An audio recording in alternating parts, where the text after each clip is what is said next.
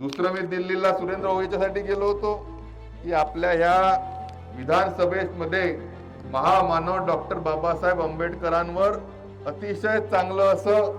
Museum व्हावं, ज्याच्या माध्यमातून त्यांनी केलेल्या कामाचा उजाळा, त्यांच्या व्यक्तिमत्वाचा उजाळा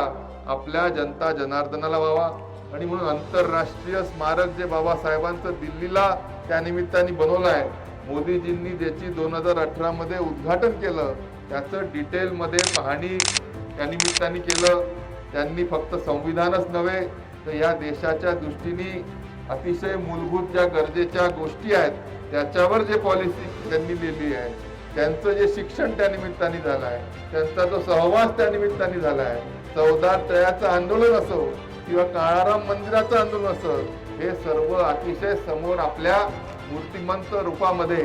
डिजिटल याचा वापर करू आपल्या या सावनेर कळमेश्वर विधानसभेमध्ये देखील व्हावं, त्याच्या दृष्टीने जे आपले जे प्रयत्न आहे त्याला तिथून विजन मिळावी, तिथून त्याचा अभ्यास करता यावा आणि त्याचा नक्कीच कुठं करायचं काय करायचं आपल्यासारख्या सर्व लोकांशी बसून आपण प्रयत्न करू।